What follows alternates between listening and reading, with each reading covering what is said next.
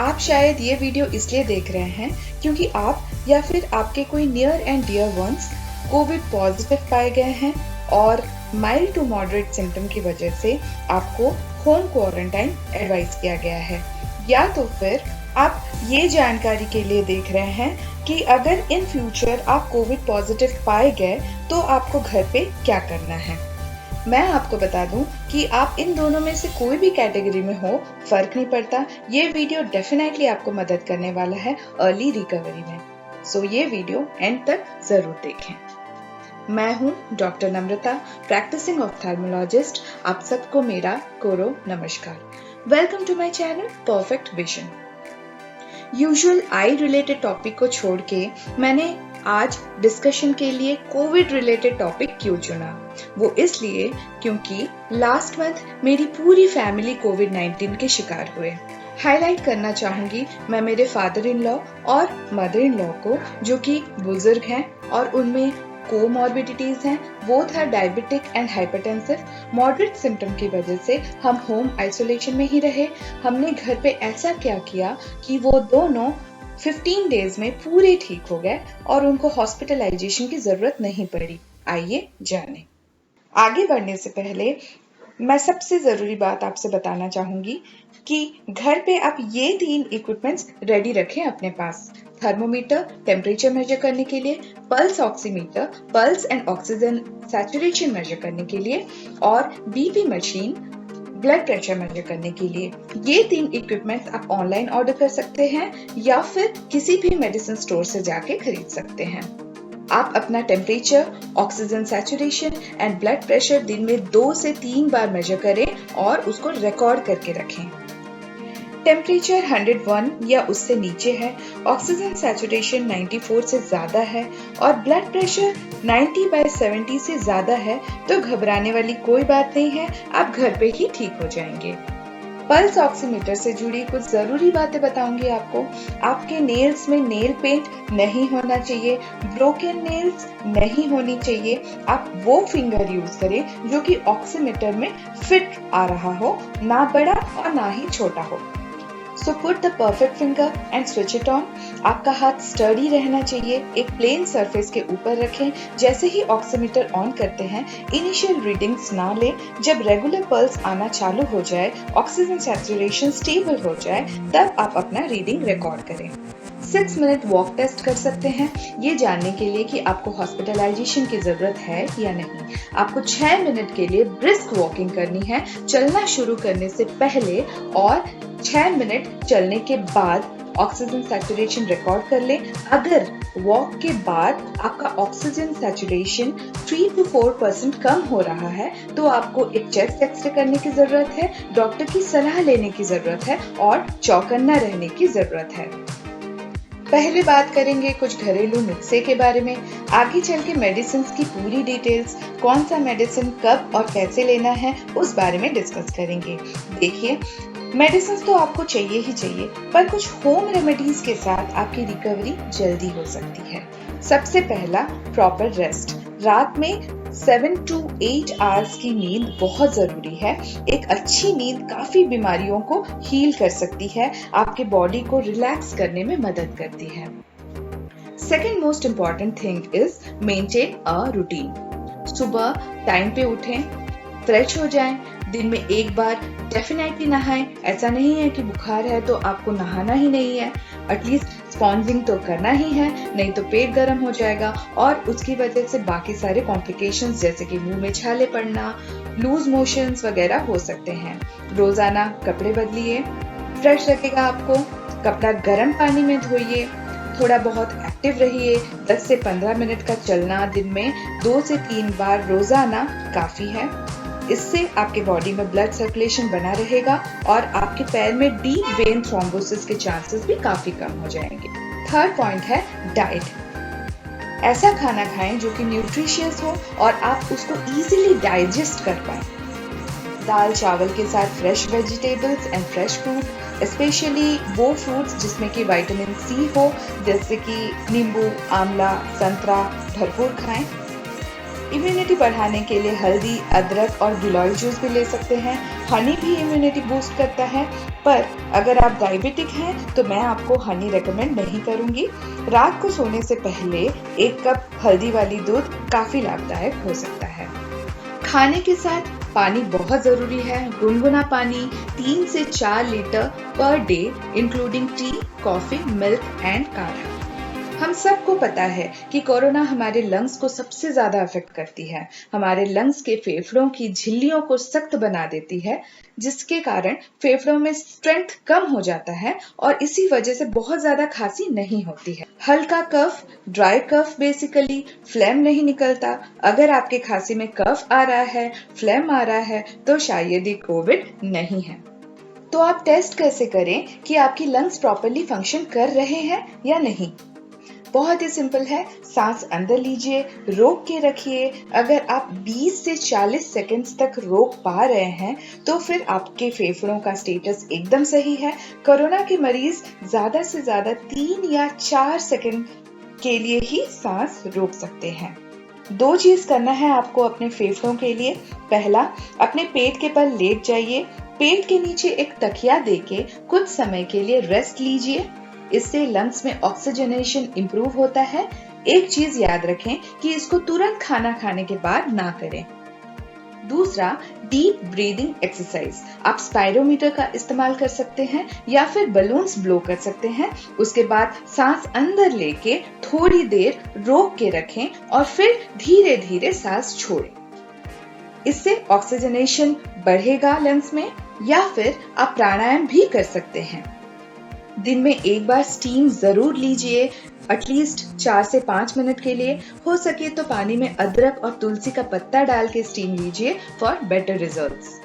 अगर आपका नाक बंद है तो वो स्टीम से खुल जाएगा। नहीं खुलता है तो आप कोई भी नेजल डीकंजेस्टेंट ड्रॉप्स का यूज कर सकते हैं।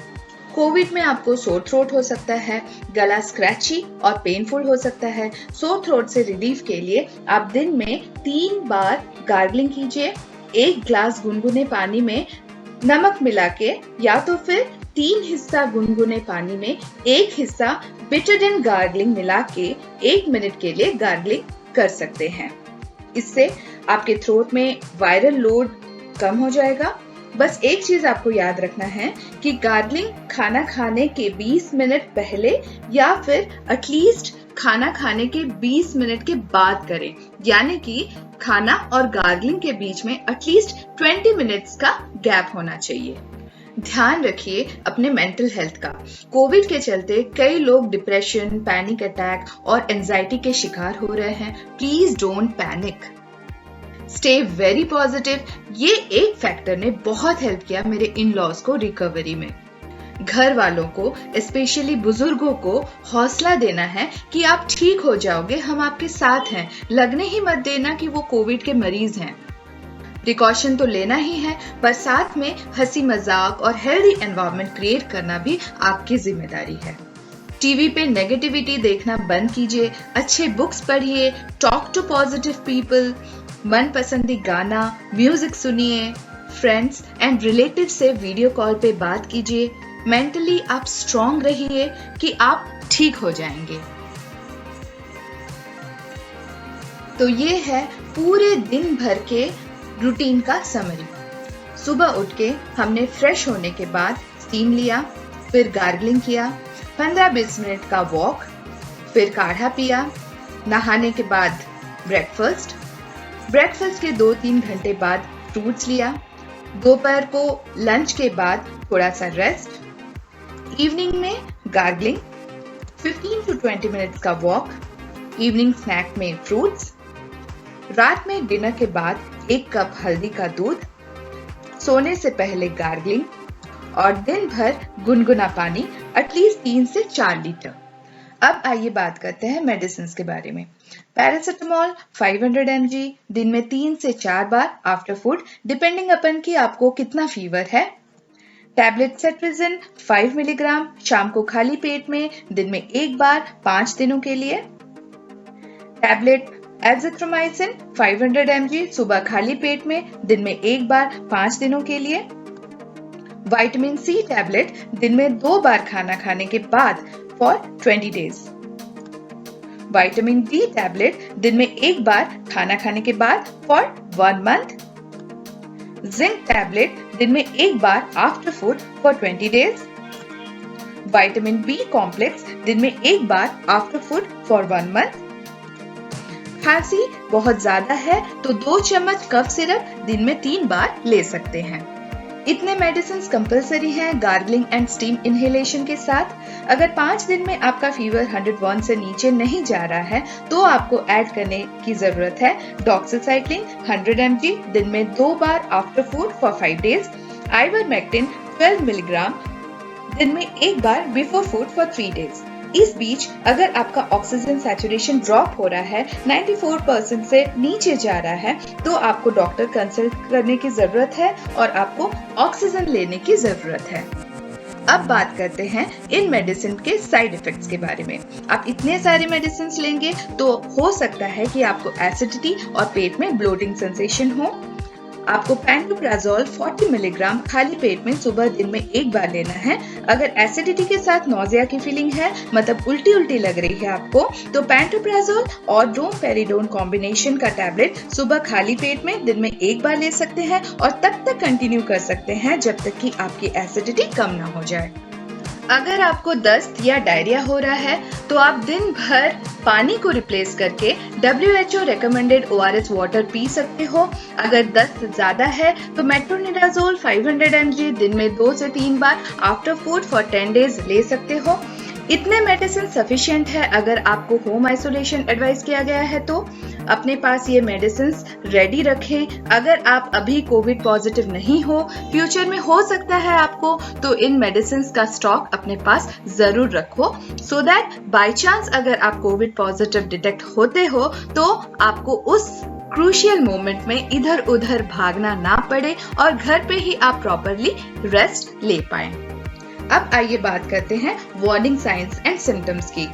कब आपको हॉस्पिटल जाने की जरूरत पड़ेगी? अगर आपका फीवर परसिस्टेंटली 3 दिन लगातार 101 से ज्यादा है, पैरासिटामोल लेने के बाद भी कम ज्यादा हो चलेगा, पर परसिस्टेंटली हाई फीवर एक वार्निंग साइन है। ऑक्सीजन सैचुरेशन अगर रूम एयर में लेस देन 94% है, ब्लड प्रेशर कॉन्स्टेंटली कम हो रहा है, अपर पार्ट यानी कि सिस्टोलिक ब्लड प्रेशर 80 से नीचे जा रहा है, आपको डिहाइड्रेशन हो रहा है, यूरिन डार्क कलर्ड है, इवन तो आप ORS ले रहे हैं, ढेर सारा पानी पी रहे हैं, फिर भी आपका urine normal pale yellow colour नहीं हो रहा है। अगर आप बहुत ज्यादा पेट दर्द हो रहा है, आपको ब्रेन में कंफ्यूजन हो रहा है, then connect to your doctor immediately. Last में मैं आपसे डिस्कस करना चाहूंगी कि आप ऐसा क्या करें जिससे कि कोरोना वायरस सिर्फ आप तक ही सीमित रहे और आपके आसपास के लोगों को, फैमिली मेंबर्स को, नेबर्स को स्प्रेड ना हो। सबसे पहला, आप घर पे रहें, अननेसेसरीली बाहर ना जाएं अनलेस एंड अनटिल कोई मेडिकल केयर की जरूरत हो। होम क्वारंटाइन का पीरियड स्ट्रिक्टली फॉलो करें। आपका टूथब्रश, टूथपेस्ट, टॉवल, कपड़े, बेडशीट, बर्तन और बाकी सारे बिलोंगिंग्स किसी और से शेयर ना करें। बेहतर रहेगा अगर आप अपने कपड़े अलग से गुनगुने पानी में खुद धोएं। अगर आपसे नहीं हो पा रहा है तो कोई और ग्लव्स और मास्क पहन के आपके कपड़े धो सकता है। बस यही सारी चीजें फॉलो करके मेरी पूरी फैमिली ने, including my father in law and mother in law, जो कि बुजुर्ग हैं, उनमें कोमॉर्बिडिटीज हैं, हम सब ने मिलके कोरोना वायरस को हरा दिया। मैं उम्मीद करती हूँ कि जो भी आपके मन में कोविड रिलेटेड कंफ्यूजन है उसको इस वीडियो में मैंने दूर किया है। Please stay calm, don't panic, don't overwhelm hospitals and health cares. Hit the like button, share कीजिए इस वीडियो को अपने फ्रेंड्स एंड फैमिली के साथ, सब्सक्राइब कीजिए for more updates. Take care, stay strong, stay positive and get well soon.